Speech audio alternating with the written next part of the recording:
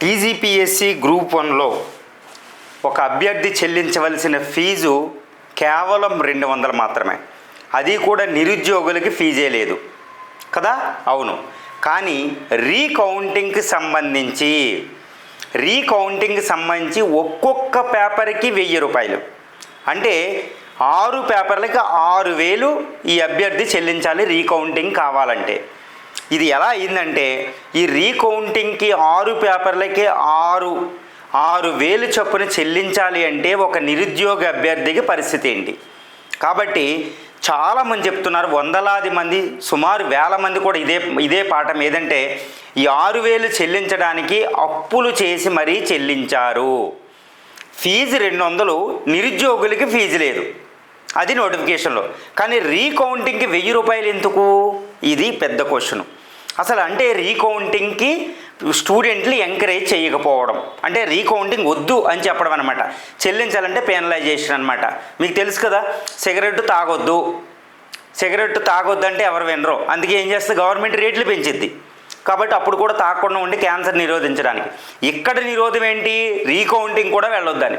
అరే, రీఎవాల్యుయేషన్ కాదు, రీకౌంటింగ్ కూడా డిస్కరేజ్ చేయడం అనమాట. ఇది 6 పేపర్లకి 6000 చొప్పున ఎంతమంది పే చేశారో తెలుసండి? 21,093 మంది అభ్యర్థులు ఎగ్జామ్ రాస్తే 1,47,000 పేపర్లు, మొత్తం ఇంగ్లీష్తో కలిపి 1,47,000 పేపర్లు. ఈ 1,47,000 పేపర్లకు గాను ఇప్పుడు 75,000 పేపర్ల వరకు రీకౌంటింగ్ అప్లై చేశారు స్టూడెంట్లని ఒక అంచనా, ఒక బిగ్గెస్ట్ అసెస్మెంట్ అనమాట. ఎంపెరికల్గా కూడా వస్తుంది అసెస్మెంటు. ఎందుకంటే అందరికీ ఏదో ఒకటి మార్కులు చేయబోతాయా అని ఆశ అనమాట. 70 అంటే సగం పేపర్లకి 1,47,000 పేపర్లలో 70,000 పేపర్లకి వీళ్ళు చెల్లించారు. 6,000 చొప్పున 5,000 చొప్పున ఎంతో చెల్లించారు. 1,47,000 పేపర్లకి ఎవాల్యుయేషన్కి మూల్యాంకనం అయిన ఖర్చు సుమారు 400 రూపాయలు పే చేసినట్టుంది టీజీపీఎస్సీ, దాన్ని చెప్పిన ప్రెస్ నోట్లు వీటి ప్రకారం. అంటే ఏంటి? 7.5 కోట్లు, 7 నుంచి 7.5 కోట్లు. ఇప్పుడు ఆ 7.5 కోట్లని ఇప్పుడు ఆల్రెడీ రాబట్టేసుకుంది. ఆల్రెడీ గవర్నమెంట్ వాటికి చెల్లించేసి ఉంటుంది కదా టీజీపీఎస్సీకి, ఇంకా అవసరం లేదు. ఇప్పుడు రీకౌంటింగ్ పేరు చెప్పి తెలంగాణ పబ్లిక్ సర్వీస్ కమిషన్కి వచ్చింది ఏంటంటే సుమారు 7.5 కోట్ల దాకా వచ్చింది. అంటే ఈ డబ్బుల్ని మళ్ళా ఉపయోగిస్తే రీఎవాల్యుయేషన్, మళ్ళీ పునఃమూల్యాంకనానికి సరిపోద్ది అనమాట. అంటే పునఃమూల్యాంకనానికి మళ్ళీ ఈ అభ్యర్థులు చెల్లిస్తేనే వెళ్ళవలసిన అవసరం లేదు. ఒకవేళ పునఃమూల్యాంకనం కోర్టులు ఆదేశాలు ఇస్తే ఆ డబ్బులు సరిపోతాయి అన్నమాట. ఇది అంటే చూడండి, ఎంత అంటే ఫీజే 200 ఉన్నప్పుడు, అసలు నిరుద్యోగులకి ఫీజు లేనప్పుడు, ఎస్సీ ఎస్టీ బీసీలు వీళ్ళకి ఫీజు లేనప్పుడు అసలు రీకౌంటింగ్కి 1000 రూపాయలు అంటే అది ఒక్కొక్క పేపర్కి.